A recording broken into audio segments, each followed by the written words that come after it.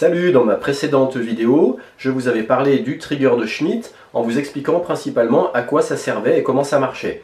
Et je vous avais également dit qu'il existait soit des composants tout faits, comme le 7414, ou qu'on pouvait le faire soi-même avec des AOP. Et bien dans cette vidéo, je vais zoomer sur le 74 HC14N en vous expliquant concrètement comment il se branche et comment on s'en sert. Et puis je vais vous expliquer comment faire vous-même un trigger de Schmitt inverseur avec un AOP.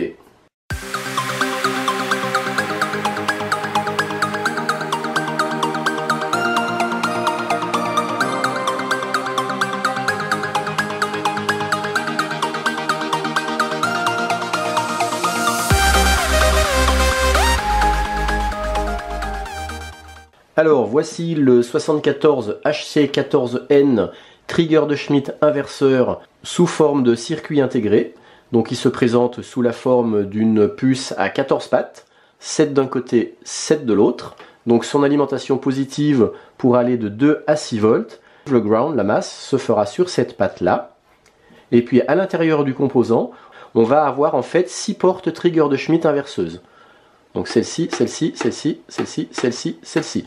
Alors pour la nomenclature, en général, on a input égale A, output égale Y.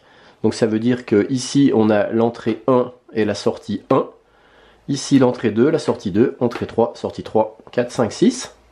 Ici on a le petit symbole qui nous indique qu'effectivement il y a une porte inverseuse. Ce qui fait que si on rentre un signal positif ici par exemple à 5 volts, en sortie on aura un signal de 0 volts. Et inversement, si on rentre un signal à 0 volts, on aura un signal de 5 volts. Ici on retrouve la représentation schématique du trigger de Schmitt inverseur avec A en entrée, le symbole du trigger de Schmitt avec ici l'inverseur et la sortie Y. Et il faut savoir que les tensions d'entrée peuvent varier de 0 volts à VCC, sachant que VCC peut aller de 2 à 6 volts. Et les tensions de sortie, donc Y, peuvent varier également de 0 volts à également VCC. Et comme dit dans la précédente vidéo, j'ai mesuré avec une tension d'alimentation en 5 volts, un seuil bas de à peu près 2,3 volts et un seuil haut à peu près de 2,8 volts. Et ces deux seuils représentent la zone d'hystérésis. Alors pour tous ceux qui veulent en savoir beaucoup plus sur ce composant, et bien pour ça, il faut aller sur internet rechercher la datasheet. C'est toujours très important de se référer à ce document officiel. Par contre, ça nécessite de maîtriser l'anglais, ce qui n'est pas vraiment mon cas. Et on retrouve généralement sur le dessus du composant ces références. Ici, 74 HC14N. Très concrètement, si on se sert par exemple de la porte 4, eh bien ici on aura notre signal d'entrée, Vin, ici notre signal de sortie inversé après effet trigger de Schmitt. Et si par exemple en entrée on envoie un signal analogique sinusoïdal, eh bien ça veut dire qu'en sortie on va récupérer un signal numérique, c'est-à-dire en tout ou rien, qui sera en inverse du signal d'entrée. Pour illustrer ça, je vais me servir d'un générateur de signaux que j'ai sur un ordinateur portable. Je vais l'envoyer à travers l'entrée d'un 7414. En sortie, je récupérerai un signal carré. Et ces deux signaux-là, on va les lire à l'oscilloscope en affichant les deux pistes en même temps. Et on verra que sur une piste, on a un signal analogique sinusoïdal. Et sur l'autre piste, on a un signal inversé par rapport au signal d'entrée et numérique, donc en signaux carrés. Je me sers de mon programme VB Generator, qui est un programme de générateur de signaux.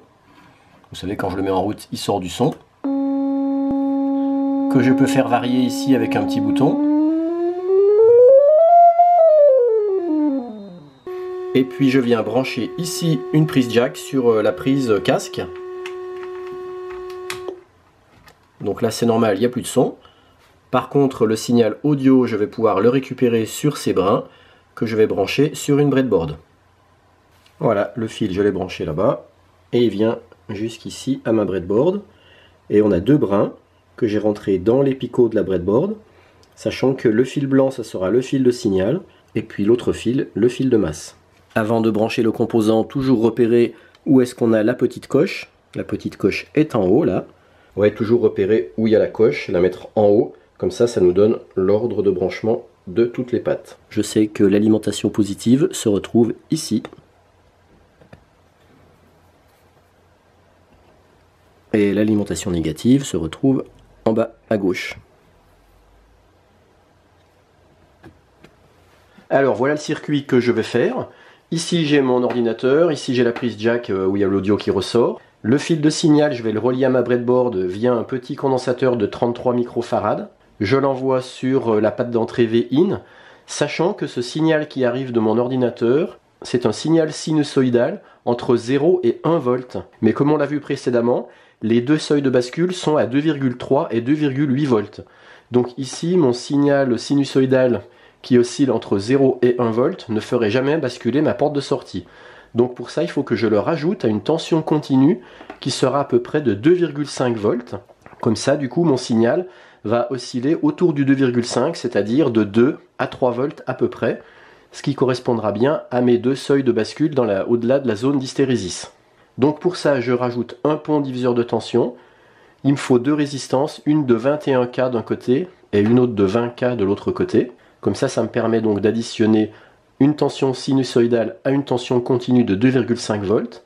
Donc ne pas oublier le condensateur pour bien isoler la tension continue de la tension sinusoïdale.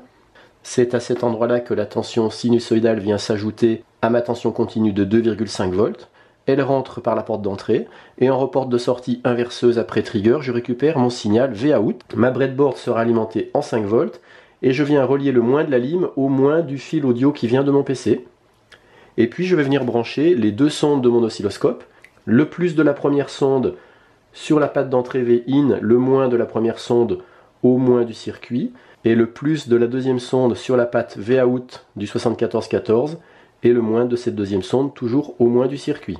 Un gros plan de la breadboard, avec ici le 7414, ici l'entrée de mon signal audio qui vient de mon PC, ici le condensateur, ici le pont diviseur de tension, et puis ça c'est les fils de sonde de l'oscilloscope qui me permettent de lire les signaux de tension. Ici la porte de sortie et ici la porte d'entrée qui est reliée au fil de signal et au pont diviseur de tension. Et voilà, ça marche, c'est magique. Je vais le stabiliser. Voilà. Donc maintenant, on voit que mon signal audio, il oscille bien dans la zone qui est au-dessus et au-dessous des seuils haut et bas de l'hystérésis. Et ça me permet de faire basculer ma porte de sortie dans un beau signal carré. Je vous montre maintenant comment se faire soi-même un trigger de Schmitt. Il suffit pour ça d'utiliser un ampli AOP. Moi je vais utiliser le LM324. Alors le montage consiste à envoyer le signal d'entrée sur la porte d'entrée inverseuse. Et puis en signal de sortie, on récupère le signal de sortie qu'on renvoie en contre-réaction sur la porte d'entrée non inverseuse à travers une résistance. Et puis on rajoute également ici une autre résistance pour faire un pont diviseur de tension.